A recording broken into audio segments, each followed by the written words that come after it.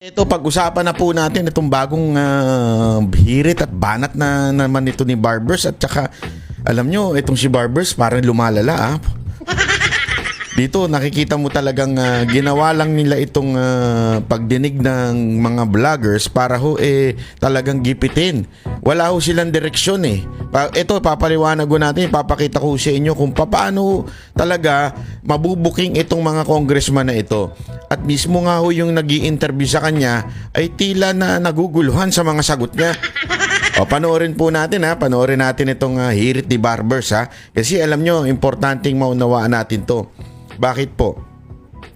Tandaan natin, there's a bigger picture. Bigger picture pagdating ho dito sa panggigipit sa vloggers. Ang picture po nito ay tungkol ho ito sa impeachment, tungkol po ito sa budget, tungkol po ito sa kampanya sa 2025 kasi nga po gusto po nilang yung kanilang kandidato po ang manalo at para ma-impeach po si VP Sara Duterte. At ang gusto po nila ay hindi na humapansin yung budget. Paano ho nila gagawin yan? Sino po ba mga maiingay? Walang iba kung hindi po yung mga tinatawag nilang vloggers o kaya yung mga political vloggers na tinatawag namin. Sana din po maunawaan natin na hindi lamang ito'y panggigipit na simpleng panggigipit. Ito ho'y napakahalagang panggigipit ho na ginagawa nila at kailangan bigyan natin ng pansin. Kailangan ho namin ng tulong ninyo mamamayan na marinig nyo itong nangyayari kasi nga tulad nga nung isa, di ba ho? Yung ginawa dun sa isa kay Jun Abanis is ang ginawa sa kanya ang kaso ay cyber libel pero bakit may search warrant? Alam niyo pinagtatanong-tanong ko po yan. Kasi ako din po ay may kaso po ako ng libel. So tinatanong ko, ano ba yun? Karapatan ba na kunin yung cellphone? Yan po ba ay legal?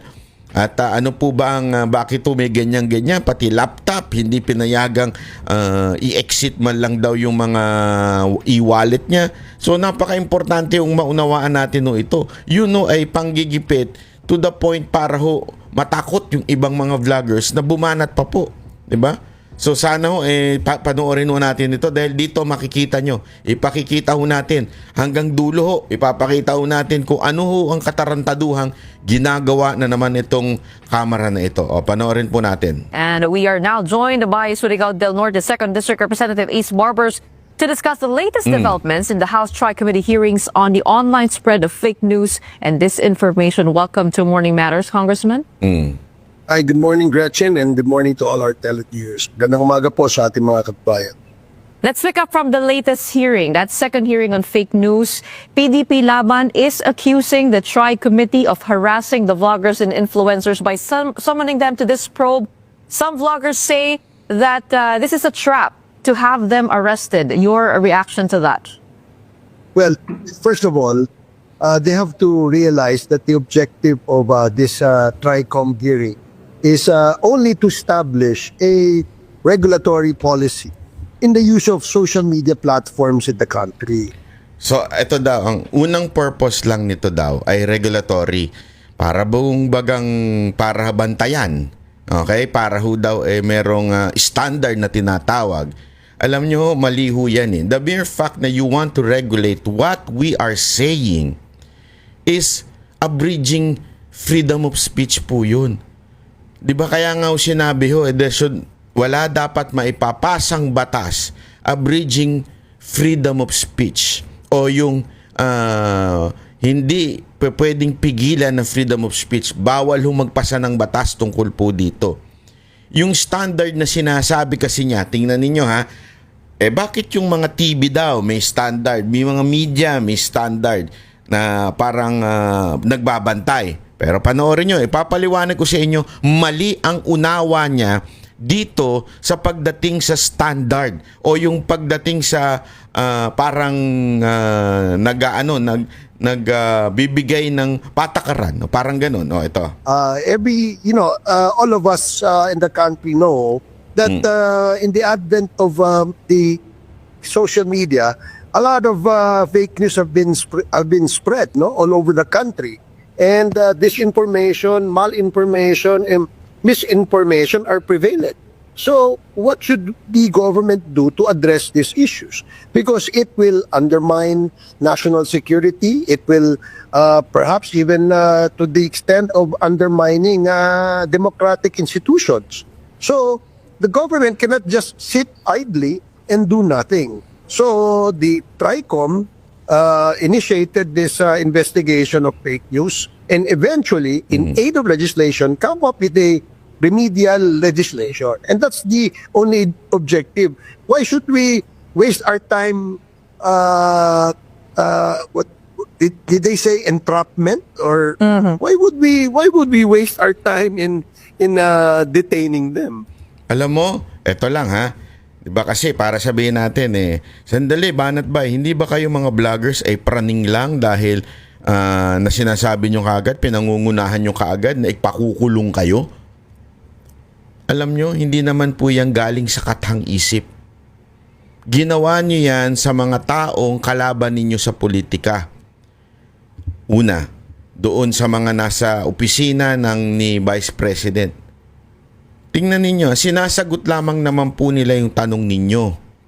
Nang abot ng kanilang kaalaman, anong sinabi ninyo? Sinungaling kayo. Therefore, dapat kayo makontempt. Pero remember, they're just answering according to what they know. Di ba ho? Pero hinusgahan ninyo na sinungaling. Once nahusgahan ka dyan na sinungaling, pwede ka nang ipakulong. Una yon. Kay PIDEA Chief. Yung dating PIDEA Chief, di ba? Ganon din po ginawa ninyo. Hinayaan ninyo magpasko, mag-New Year ata dyan sa kamera. Kinulong din ninyo. Kay Grijaldo. Si Grijaldo nagsabi na ng totoo. Nagsabi na siya ng totoo. Under oath po yun sa Senado. Ibig sabihin you cannot lie because you are under oath. Di ba? Ano na siya dun? Nagpasa ng affidavit siya dun. Inamin niya na kinausap siya nung dalawa. Anong ginawa ninyo? Ginipit din ninyo. At sinabi ninyong sinungaling. Di ba ho? Nakakulong pa hanggang ngayon. May example na po. Alam mo, yan din ang tanong ko sa mga vloggers na inimbitahan ninyo. Bakit to? Tinanong ko sa kanila, hindi ba kayo napapraning lang? Baka naman na pinangungunahan nyo lang ho itong kamera na kayo ay kukulong, hindi naman pala totoo. Di ba? Yan tinanong ko sa kanila yan . Ang sagot nila, marami ng example . Ang dami ng example na kinulong. So you cannot say, Mr. Barbers, na walang entrapment na magaganap. Ako, sige, payag ako. Halimbawa, ilagay ninyo sa kasulatan ninyo. Magkaroon kayo ng kasulatan. Ito hamon ko sa inyo. Mangako kayo na hindi nyo ipapakontempt ang mga vloggers. Mangako kayo na hindi porket hindi nyo nagustuhan yung sagot, sasabihin ninyo sinungaling, bastos, o di kaya kung ano-ano pa. Mangako kayo. Kasi kung hindi kayo mangangako, sabi nga, bakit mag-a-appear dyan? Di ba ho? Mangako kayo na hindi nyo huhusgahan kasi ang problema, hindi naman kayo korte na para magsabing, sinungaling ka, mali ka. Sandali, sino ho ba kayo? Husgado po ba kayo? Hindi naman kayo husgado. Bakit nyo sasabihin ganyan? Diretsuhan yan wala hong silang ipipresentang ebidensya na, ito, sinungaling ka kasi ito. Wala ho kayong ginaganon Basta hindi lang trip, lalo na yung isang dating dating hitman, tawag nga nila dating hitman daw yan. Pag yan di niya nagustuhan yung sagot, ipapakontempt ka na kagad. Maglabas kayo ng kasulatan, deal, na hindi kayo magpapakontempt. Pustahan tayo, mag-a-appear lahat ng mga vloggers dyan. Sigurado mapapahiya pa kayo. Tuloy natin. If we don't have any basis, can we get anything out of that? No. You can. Anong sinasabi mo? You cannot get anything out of that. Meron kayo makukuha. Matatakot to mga tao. At saka hindi na ako makakapag-vlog. Yun ang benefit nun. Ibig sabihin nun, hindi na kayo mababanatan. Yun lang naman po yun Kasi pikon na pikon kayo Pikon na pikon kayo na nababanatan kayo So, ibig sabihin nun, mga kababayan, meron kayo nakukuhang benefit. So, wag natin sasabihin na wala kayo nakukuhang benefit.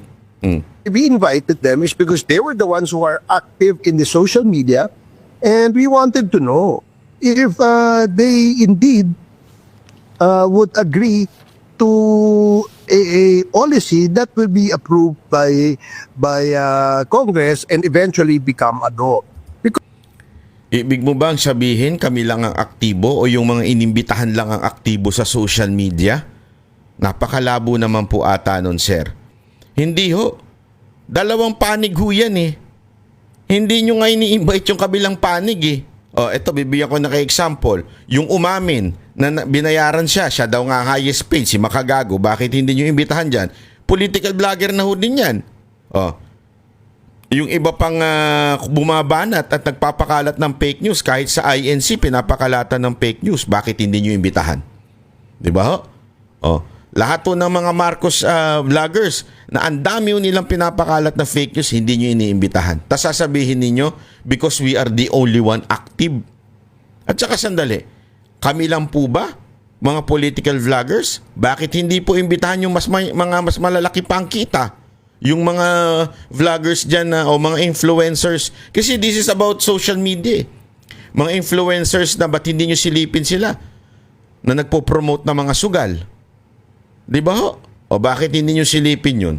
Yun nga ho dapat na sinisilip ninyo eh. Because they're getting money from gambling. Bakit hindi nyo sinisilip? Baka naman po meron kayong interest. Ako, nagtatanong lamang po ako kasi yung sinasabi mo na aktibo, abay, ang daming aktibo dyan. Oh, yung isa nga dyan, kasama pa nung isa dati. Di ko na lang papangalanan. Aktibo yun. Ano yun? Aktibo nagpo-promote ng sugal. Kaliwat kanan ng billboard doon na may sugal. Bakit hindi nyo tanungin kung magkano kinikita nila sa sugal na yan? Takot po ba kayo sa sugal? Takot po ba kayo sa sugal? O baka naman may interest kayo sa sugal? Ako, nagtatanong lang ako sa inyo, ha? Hindi, ito'y katanungan lang ho ito. Pakisagot nga ho ako, Mr. Barbers. if they don't agree, then definitely these guys are the purveyors of fake news. They are the ones who doesn't want to be regulated and controlled. No. It is not because purveyor of fake news kaya ayaw namin ma-regulate. No. Ayaw namin makontrol yung sasabihin namin. Hindi pa pwedeng i-regulate ninyo yung sasabihin namin. Hindi ganun ang usapan dito, kapatid. Ano to, lokohan? Re-regulate ninyo? Sasabihin ninyo, ito lang hanggang dito lang ang pwedeng kritisismo na pwede nyong gawin. Hindi pa pwedeng ganun. Basahin ko ulit sa'yo, Article 3, Section 3. Section 3, number 4. Ito. No law shall be passed abridging, Section 4 pala, Section 4 ng Article 3. No law shall be passed abridging the freedom of speech, of expression, or the press, or the right of the people peaceably to assemble, petition, and government for redress and grievances. Okay, walang batas para pigilan ng kalayaan ng pamamahayag. Sasabihin ninyo, freedom of speech is not parang meron niyang hangganan. Oo.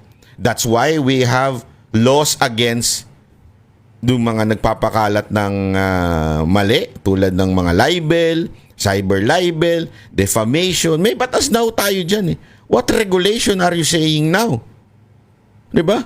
We have so much laws na para ho pigilan ang hindi tama, illegal na pagkakalat ng fake news. Meron kahit nga fake news law, meron na rin ho tayo eh. So ano pang kailangan ninyo? What are you going to regulate? The way we talk? No. As a matter of fact, there is a Supreme Court decision na yung putang ina is not a mura. Ito po ay expression. Yan po ay meron ho yan sa Supreme Court. Decision po yan. So yung Supreme Court nga, hindi pinipigilan yung ganon. Bakit yung gusto i-regulate? Dahil ang gusto ninyo, sinasabi ninyo may mga nanonood na kabataan. Kailan pa kayo naging moral compass ng bansang to? Hindi nyo trabaho yan. Hindi nyo trabaho yan, protektahan ng mga kabataan. Trabaho ng mga magulang yan. Bakit una-una? Bakit siya nanonood? Una-una, lahat ng mga political blogs, meron kaming kiniklik doon. this video is not suitable for 18 years. Basta, something like that. Kids, merong ganyan. So, ibig sabihin, kung bata ka, hindi mo talaga mapapanood yun. At responsibilidad na ng mga magulang yun. Kung sinasabi nyo nire-regulate nyo kami, i-regulate nyo lahat. Ang problema, nire-regulate nyo lang yung mga nagkikriticize sa inyo. Dapat i-regulate din nyo yung mga palamura. Sino ho ba ang pinakapalamurang vlogger? Tanungin ko kayo. Hindi mo kilala. Kayo mga kababayan, kilala nyo. Ayoko nang banggitin pangalan nung ano na yun kasi ang bantot ng pangalan nun eh. Pero sino ho yun? Palamura. Nasa Duterte supporter ba yun? Hindi ho. Sino ho ba yung dapat nga ang mga binablock ninyo nagpo-promote ng sugal yung mga gambling, ginagawa nyo ba? Hindi rin. Tapos ang ire-regulate nyo lang yung nagkikriticize sa inyo. Ano sa tingin ninyo tingin ng tao? Makatarungan kayo? O martial law? They want to continue their shenanigans or, so to speak, the spread of fake news. So, wala namang plano eh. I wanted to get more insight though into how you chose the Ayan. batch of vloggers that you invited to the hearings because if you take a look at the names, a big chunk of them are actually associated with the Duterte camp. Actually, karamihan talaga Duterte supporter. As a matter of fact, yung mga pupuntang hindi Duterte supporter, hindi naman invited yung mga ini. Nakisaw-saw lang, gusto sumikat. May mga gusto lang sumikat talaga. Yung isa nangangampanya. Yung isa bida-bida, walang kaso. Kaya nagpunta dyan. Di ba? At ginawa nyo na lang yan doon sa pangalawang hearing na. Kung sakaling naimbitahan sila, pangalawang hearing na. Pero talaga mostly, talagang Duterte supporter. Tama si ate. We have 13 petitioners who filed for the unconstitutionality of the hearings at yung mga pangalan doon talagang kumbaga litaw na litaw sila like Crisette Laureta Chu, you have Attorney Trixie Cruz Angeles, Lorraine Badoy, Eric Celes. As a matter of fact, hindi pa nga mga vloggers yan eh. They're legitimate lawyer, Attorney Trixie. Sino yung isa? Si Crisette. Crisette is an editor. I think it is Manila Bulletin. I'm not sure kung anong particular na dyaryo. Pero editor ho yan. At hindi ho political editor ho yan. Yan po sa fashion and entertainment. Yung iba pa, alam mo, hindi ho karamihan dyan na yung kumikita, nagmo-monetize sa YouTube o sa Facebook. Hindi ho. As a matter of fact, ang dami ho dyan, ano lang nila ho ito, way of parang nilalabas lang ho nila yung kanilang kritisismo o yung kanilang damdamin sa social media. When you say kasi vlogger is parang talagang yun na yung pinaka-focus. Ako rin, hindi rin naman ako. Although marami akong video nilalabas pero ako po yung negosyante. Meron ako lehitimong talents at alam ng taong bayan ho yan. Diba? I've been a manager of Mocha Girls for more than 15 years. And may mga iba pa akong businesses aside from ito. Ito ay parang kulang mo ito. Nagsimula lang po ako magaganito dahil nung pandemya wala na akong magawa, wala kaming show. So nagbabanat-banat na ako. Diba ho? Sas Rogado, Sasot, etc. How did you determine who to invite to the hearings? Yun. Well, first, Nautal ka na rin parang si Marcos. Hindi ka na makasagot na maayos. Diba? Hindi ka na makasagot na maayos ngayon? Gano'n ka na? Ito. Ellis, Sas Rogado, Sasot, etc. How did you determine who to invite to the hearings? Well, the first parameter is that we got a list of all those who are active. No? It just so happened that those active vloggers are political vloggers, no? Which is probably... So, ibig mong bang sabihin, tinatawag mo yung mga Marcos loyalist vloggers, mga irrelevant?